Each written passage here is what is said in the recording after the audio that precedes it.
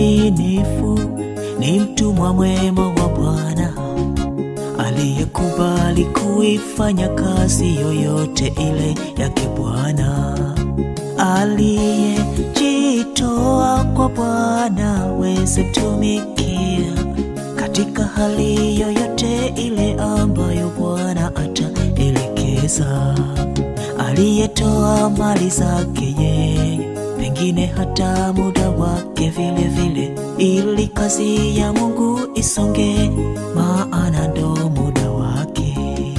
Agizo la Bwana Mungu wetu akisema kamwe tusichoke kuifanya kazi yake Bwana Mungu hata tufikie mwisho.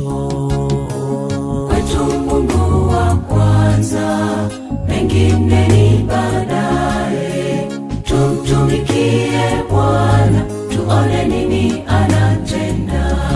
Mambo yetu tumuachie Yesu ashughulike, na tuwe ni waaminifu, Mungu atatubariki.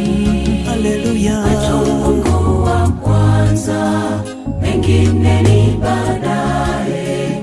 Tumtumikie Bwana, tuone nini anatenda. Mambo yetu tumuachie Yesu ashughulike, na tuwe ni waaminifu, Mungu atatubariki.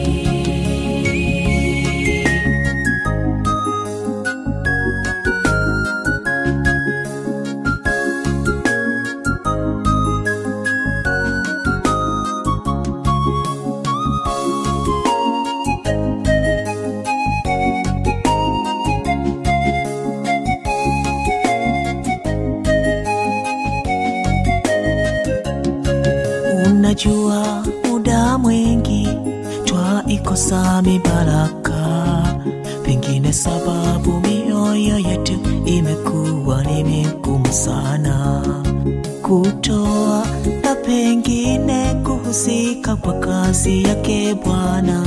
Twayathamini mambo yetu na shughuli zetu za kila siku, tujifunze kwa vitu asili ili vipate navyo hutoa. Mito mingi hutupatia maji iweze kupata mengine. Yesu asema tumjaribu kwa kutoa hata na zaidi, tuone kama hata zijaza ghala zetu hata na kuzidi. Kwetu Mungu wa kwanza, mengine ni baadaye. Tumtumikie Bwana, tuone nini anatenda. Mambo yetu tumuachie Yesu ashughulike, na tuwe ni waaminifu, Mungu atatubariki. Haleluya. Kwetu Mungu wa kwanza, mengine ni baadaye. Tumtumikie Bwana, tuone nini anatenda. Mambo yetu tumuachie Yesu ashughulike, na tuwe ni waaminifu, Mungu atatubariki.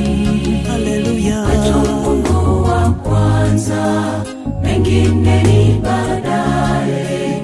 Tumtumikie Bwana, tuone nini anatenda. Mambo yetu tumuachie Yesu ashughulike, na tuwe ni waaminifu, Mungu atatubariki.